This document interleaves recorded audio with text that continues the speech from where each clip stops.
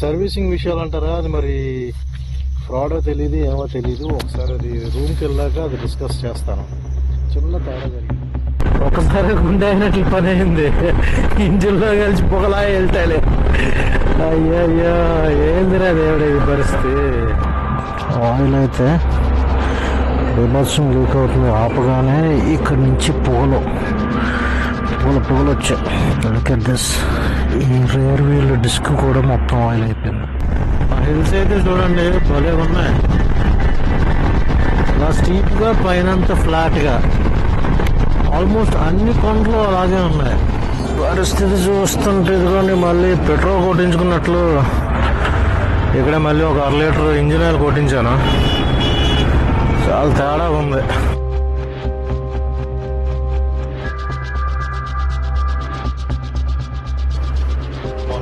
Welcome back to another day of my all India road trip. Second day ఈరోజు season 7లో. ప్రస్తుతం అయితే Pandharpur Balaji lodging అనే హోటల్లో ఉన్నాను. The time is about to be 8:15. ఇంకా కోల్హాపూర్కి స్టార్ట్ అయిపోతున్నాను. యాక్చువల్గా కోల్హాపూర్లో పన్హాలా ఫోర్ట్ అండ్ ఇంకేదో జ్యోతిబా టెంపుల్ ఉన్నది. అక్కడికి వెళ్ళే ముందు ఒకసారి బండి పరిస్థితి అయితే తెలియదు, మళ్ళీ లీక్ అవుతుంది అని అనుకుంటే నిన్న వేసిన కొంచెం ఇంజిన్ ఆయిల్తో ఒకసారి కోల్హాపూర్ వెళ్ళిపోయి, కోల్హాపూర్లో ఎస్డి సర్వీస్ సెంటర్ ఉన్నది. సో అక్కడికి వెళ్ళి మళ్ళీ మొత్తం ఇంజిన్ ఆయిల్ ఫిల్ చేయించుకొని అక్కడి నుంచి మళ్ళీ మన జర్నీని కంటిన్యూ చేయాలి. ఫస్ట్ అయితే ఆ ప్రాబ్లం రెక్టిఫై చేసుకోవాలా. లేదు బాగానే ఉన్నది అని అనుకుంటే ఫస్ట్ నేను పన్హాలా ఫోర్ట్కి అయితే వెళ్ళిపోతాను. పన్హాలా ఫోర్ట్ కంటే ముందు జ్యోతిబా టెంపుల్ వస్తుంది. బాగాలేదు అనుకుంటే మాత్రం ఫస్ట్ కోల్హాపూర్ టౌన్లోకి వెళ్ళిపోతాను. So that's all. లగేజ్ అంతా రెడీ అయిపోయింది and all set to go. Let's start our journey. Okay guys, engine oil leak అయితే కొంచెం చూస్తున్నా. ఇంజిన్ ఆయిల్ లీక్ అయితే ఉంది. ఒకసారి లెవెల్ కూడా చెక్ చేద్దాం. నాకు లెవెల్ అయితే కనబట్టలేదు. చాలా పెద్ద ప్రాబ్లంలోనే ఉన్నా. బట్ సంహౌ వెళ్ళాలి కోల్హాపూర్. సో నా ఫస్ట్ డెస్టినేషన్ అయితే కోల్హాపూర్లోని హెచ్డి షోరూమ్కి అయితే పెట్టేస్తున్నా. అయితే నేను ఇక్కడ చేయాల్సింది ఒకటే, ఫస్ట్ స్ట్రైట్ అవే హెచ్డి షోరూమ్కి వెళ్ళి బండి రిపేర్ చేయించుకోవాలా. అండ్ ఈ పండర్పూర్ నుంచి బయటికి వెళ్ళిన తర్వాత కొంచెం బ్రేక్ఫాస్ట్ అయితే చెయ్యాలి.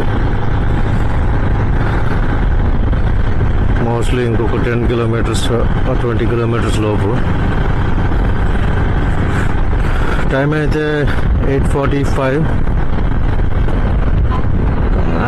ఇంకా కోల్హాపూర్ నేను అనుకున్న ప్లేస్కి వెళ్ళడానికి 175 కిలోమీటర్స్ ఉన్నది.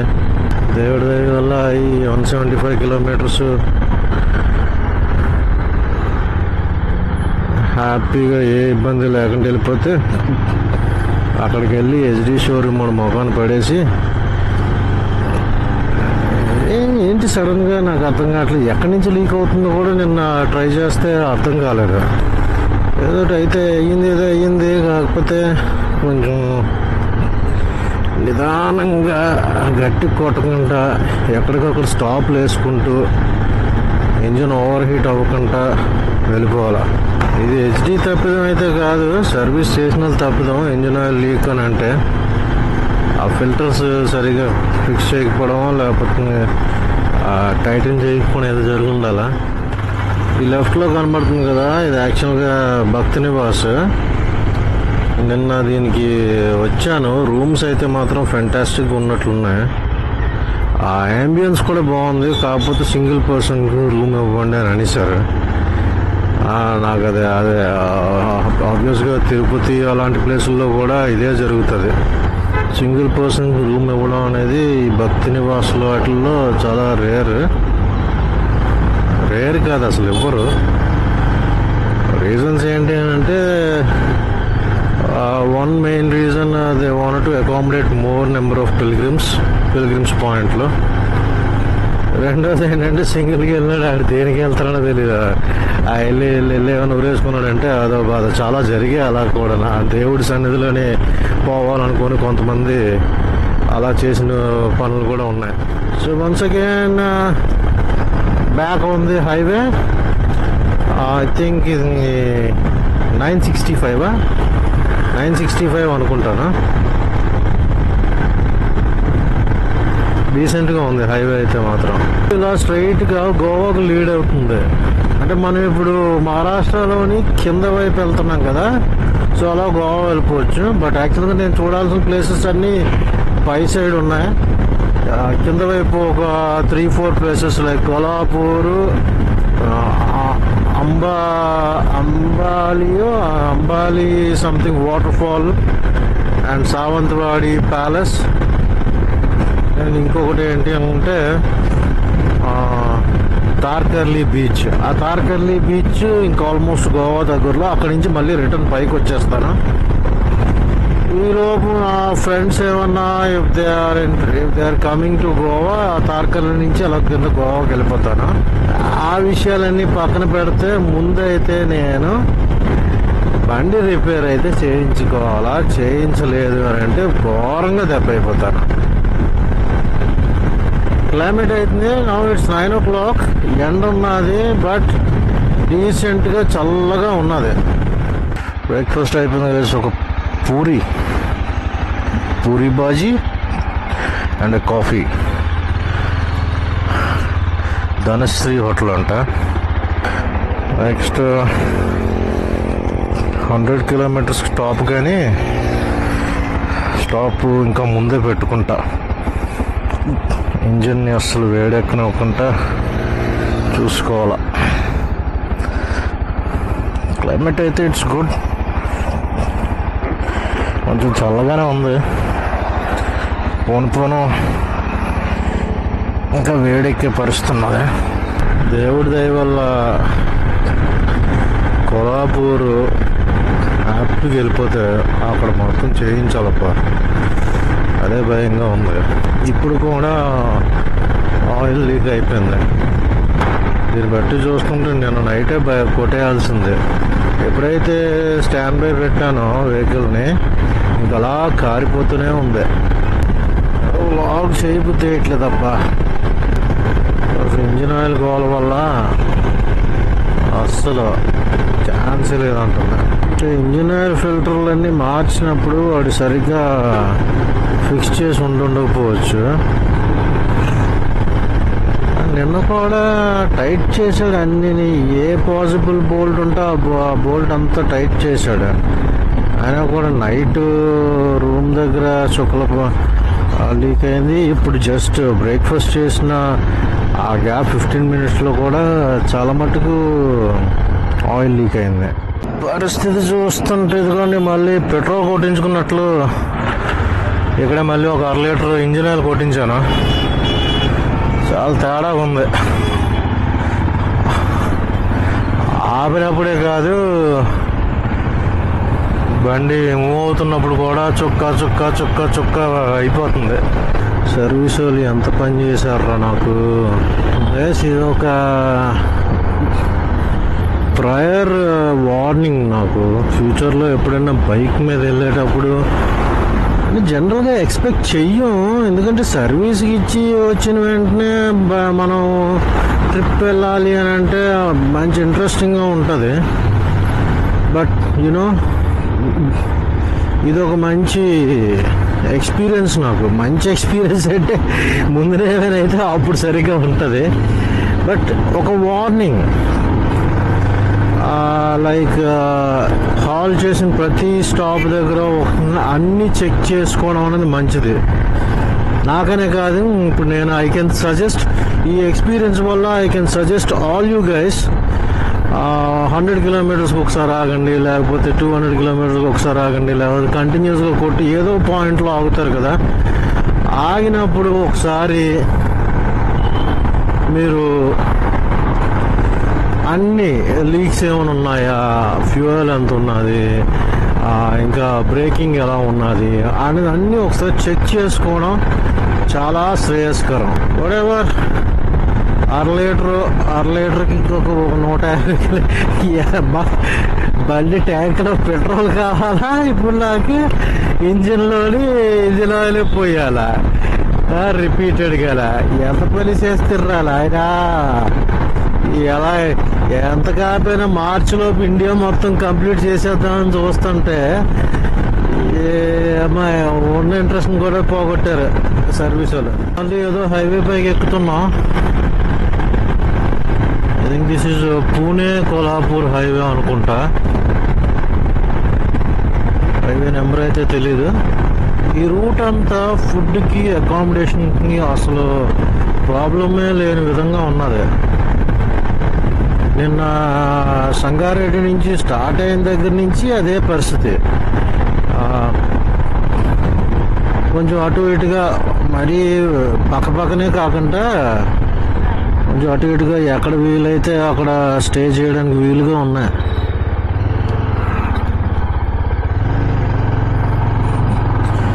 Goat on to the highway. మరి ఇది ఏ హైవే తెలీదు. చూడండి హోటల్స్ ఉన్నాయి. మరి నైట్ టైం ఎలా ఉంటుందని తెలీదు. బట్ ఓవరాల్గా అయితే రెస్టారెంట్స్ ఉన్నాయి, హోటల్స్ ఉన్నాయి, మోటల్స్ అయితే నెంబర్ ఆఫ్ మోటల్స్ ఉన్నాయి. అంటే నేను ఇప్పుడు దాకా తిరిగిన ఊర్లన్నిటిలోని ఇన్ని నెంబర్ ఆఫ్ మోటల్స్ నేను చూడలే. నిన్న ఈరోజు అయితే మాత్రం పుష్కలంగా చూస్తున్నా.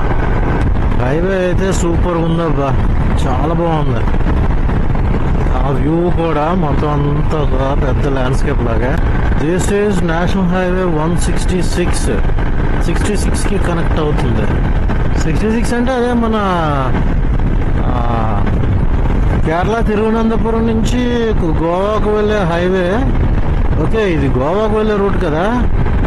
దిస్ ఈజ్ 166 కనెక్ట్ అయ్యే హైవే. అది one information I want give you. ఎప్పుడైనా హైవే నెంబర్ చూస్తూ ఉంటారు కదా, నేషనల్ హైవే 5, 4, 3, 2, 1 అలాగే 16, 17 అని. ఎగ్జాంపుల్ ఇప్పుడు మనం 166 మీద ఉన్నాం. కాకపోతే ఇది connecting highway to 66. Main highway ఏంటంటే నేషనల్ హైవే 66. దానికి కనెక్ట్ అయ్యే హైవేస్ ఏవేవైతే ఉన్నాయో సబ్ హైవేస్ అంటే ఇవి మెయిన్ హైవేస్. వాటికి 166 అని, 266 అని, 366 అని, 66కి ప్రిఫిక్స్ పెడతారు అన్నమాట. 1, 2, 3 అలాగా. సో అది అంటే నేషనల్ హైవే 166 అంటే టోటల్గా 166 హైవేస్ ఉన్నాయా అని కాదు. మెయిన్ హైవే నేషనల్ హైవే 66కి కనెక్ట్ అయ్యే వాటికి ప్రిఫిక్సెస్ ఇస్తారు. లైక్ ఇది 66 ఎక్కడి నుంచి ఎక్కడి వరకు అంటే కొచ్చి టు ఐ థింక్ కొచ్చినో కన్యాకుమారి నాకు కరెక్ట్గా ఐడియా లేదు. ముంబై దగ్గరలో ఉండే పన్వేల్ వరకు. పన్వేల్ నుంచి కేరళలోకి వెళ్ళేటప్పుడు ఇది ఫస్ట్ కనెక్టింగ్ హైవే కాబట్టి దీనికి 166 అని ప్రిఫిక్స్, 166 అని నేమింగ్ ఇచ్చారు. హిల్స్ అయితే చూడండి భలే ఉన్నాయి. అలా స్టీప్గా పైనంత ఫ్లాట్గా. ఆల్మోస్ట్ అన్ని కొండలు అలాగే ఉన్నాయి. బిలీవ్ వెస్టర్న్ ఘాట్స్ అనుకుంటున్నాను. వెస్టర్న్ ఘాట్స్ ఇంకెక్కడి నుంచి స్టార్ట్ అయినట్లు ఉన్నాయి. ఈ రోజుకి first tea break completed close to కోల్హాపూర్కి ఇంకా 70 kilometers from here. Shambhuraj oil అయితే బీభత్సం లీక్ అవుతుంది. ఆపగానే ఇక్కడి నుంచి పొగలు వచ్చాయి.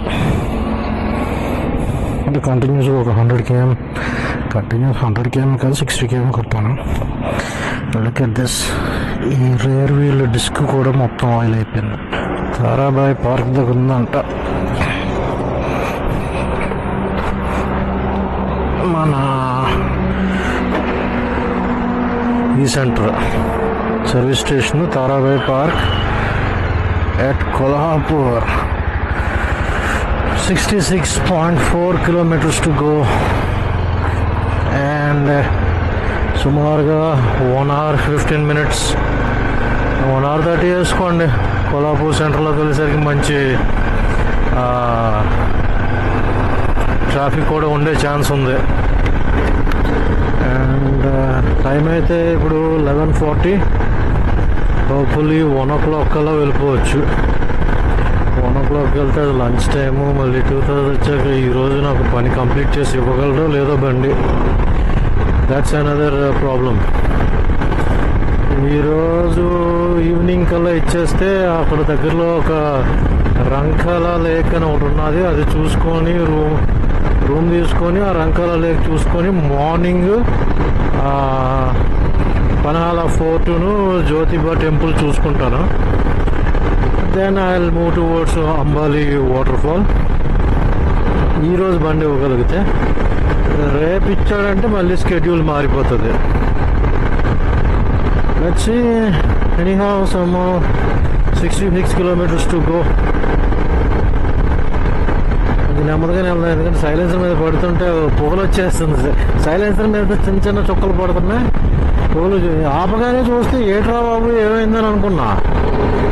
ఇదో ఆ పాయింట్ నుంచి దాని మీద కరెక్ట్గా ఆయిల్ పడుతుంది, కాలుతుంది, మరుగుతుంది, పొగలు వస్తున్నాయి. ఒకసారి గుండె అయినట్లు పని అయింది. ఇంజిన్లో కలిసి పొగలా వెళ్తాలే.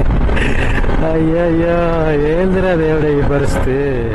స్ట్రైట్గా వెళ్ళిపోతే మనం రతన్గిరి ఫోర్ట్ దగ్గర కూడా వెళ్ళిపోవచ్చు. బట్ అక్కడ అది 220 kilometers సంథింగ్. బాగా పాపులర్ పూణేలో రత్నగిరి ఫోర్ట్. రత్నగిరిలో ఉన్నది. కాకపోతే మనం కొంచెం రూట్ డీవియేషన్ ఉంటుంది, కొంచెం మళ్ళీ కిందకి వెళ్ళే పరిస్థితి ఉన్నది. కాబట్టి కిందకి వెళ్తున్నా. Ambali waterfall and Sawantwadi palace కిందకి గోవా వైపు ఉన్నాయి. స్ట్రైట్గా వెళ్ళిపోతే మాత్రం రత్నగిరికి వెళ్ళిపోవచ్చు. సో ప్రస్తుతం అయితే కొల్హాపూర్ వెళ్ళాక మళ్ళీ డిసైడ్ అవుదాం. స్కెడ్యూల్ అయితే మొత్తం అంటే నేను స్కెడ్యూల్ ఏం ప్రిపేర్ చేసుకోలేండి ఎప్పుడూను. నా పరిస్థితి ఏంటంటే ఎప్పుడు ఎటు దారి మళ్ళితే అటు దారి మళ్ళిపోవడం. స్పెసిఫిక్గా ఈ రూటే ముందు నుంచి ఫిక్స్ అయ్యి వెళ్ళడం లేదు. అది మనం వేరే కంట్రీస్కి వెళ్ళినప్పుడు అది జాగ్రత్తగా ప్లాన్ చేసుకుంటే సరిపోద్ది. ప్రస్తుతం నేనైతే మాత్రం ఒక ప్లేస్కి వెళ్ళిన తర్వాత ఇంకో ప్లేస్కి తక్కువ డిస్టెన్స్లో ఏ ప్లేస్ ఉన్నదో చూసుకొని అలా వెళ్దాం. ప్రస్తుతం కొల్హాపూర్ కాబట్టి కొల్హాపూర్కి అంటే కొల్హాపూర్ మిగతా ప్లేసెస్ అన్నీ పైన ఉన్నాయి కాబట్టి ఫస్ట్ కింద ఉన్న ప్లేసెస్ కంప్లీట్ చేసుకుని వెళ్ళిపోవడం. ఆయిల్ అయితే కొంచెం ఇందాక టిల్ట్ చేసి చూశాను, బండిని కనబడుతుంది. మార్నింగ్ అయితే నో వే అబ్బా, కొంచెం కూడా ఆయిల్ కనబడలేదు. నేను వేసిన 1/2 లీటర్ కూడా, నేను వేసిన 1/2 లీటర్ అయితే వేయలేదు, 1/2 లీటర్ వేసినట్టున్నాడు. 1/2 లీటర్ మొత్తం డ్రైన్ అయిపోయినట్లే ఉంది. ఫైనల్గా సర్వీస్ స్టేషన్కి అయితే కొల్హాపూర్లోని సర్వీస్ స్టేషన్కి అయితే 14 kilometers to go. Half an hour దగ్గర చూపిస్తుంది. విచ్ మీన్స్ కొల్హాపూర్లో కొంచెం ట్రాఫిక్ గట్టిగానే ఉన్నట్లుంది. మధ్యాహ్నం అయింది, టైం 1 గంట అవుతుంది. 1 గంటన్నర కరెక్ట్గా భోజనం టైంకి వెళ్తున్నా. వాళ్ళు పని మొదలెడతారో లేదో ఇంకేమంటారో తెలీదు. But one thing, while you are not local and while you are riding on long drives, request చేయాలి తప్పదు ఎర్లీగా అయిపోయేటట్టు చూడడానికి. లేదంటే దెబ్బే. ఓన్లీ అక్కడ మళ్ళీ ఒక 1/2 లీటర్ ఇంజిన్ ఆయిల్ వేయించడం వల్ల కొంచెం కలిసి వచ్చింది. లేకపోతే ఇంత దూరం నరకం అయిపోతున్నా. మధ్యలో ఎక్కడో దగ్గర తేడా కొట్టిద్దిరా. కొల్హాపూర్ సిటీలోకి వచ్చేసాం. కొల్హాపూర్ డిస్ట్రిక్ట్ హెడ్ క్వార్టర్స్ ఇది. రౌండ్ అబౌట్లో 3rd exit. 1, 2, 3 అంటే రైట్కి తారా రాణి స్టాచ్యూ. HD where is HD? Yes, లెఫ్ట్లో కనబడుతుంది జావా హెచ్డి. బాయ్ ఇస్కా సర్వీస్ సెంటర్ కిధర్ హై? कहाँ पर यही है? हाँ सीधा जाओ अच्छा तो किसान टायर लगेगा।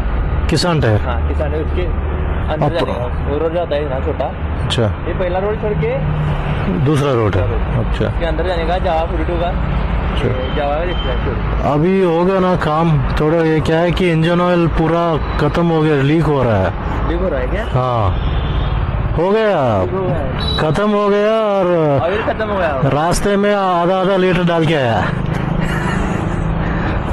इधर ही है। दूसरा राइट हाँ థ్యాంక్ యూ సర్వీస్ సెంటర్ ఈ పక్కన ఎక్కడనట టు ద రైట్ ఈ రైట్ వదిలేసి రెండో రైట్ అన్నాడు హెచ్డి వచ్చేసాం వెళ్ళి మాట్లాడదాం ఏంటి విషయం అని హెచ్డి షోరూమ్కి అయితే వచ్చా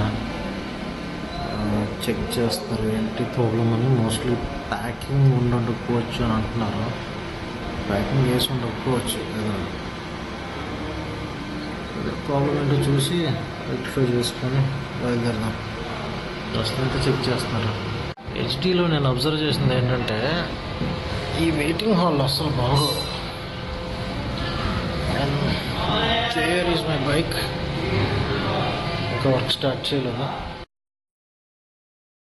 సో గైస్ రిపేర్ అయితే అయిపోయింది బండి రిపేర్ అయితే అయిపోయింది ప్రస్తుతానికి ఏదో గ్యాస్ కట్ ప్రాబ్లం అని చెప్పి చేశాడు అయితే బయటకు వచ్చారు అనుకోకుండా పెద్ద వర్షం స్టార్ట్ అయింది వర్షం స్టార్ట్ అయ్యేసరికి సరే ఇంకా ఇదిగో రెయిన్ కోట్ అది వేసుకొని జ్యోతిబా టెంపుల్కి స్టార్ట్ అయ్యాను ఇంక మరి సర్వీసింగ్ విషయాలు అంటారా అది మరి ఫ్రాడో తెలియదు ఏమో తెలియదు ఒకసారి అది రూమ్కి వెళ్ళాక అది డిస్కస్ చేస్తాను చిన్న తేడా జరిగింది అది కూడా ఒకసారి మాట్లాడదాం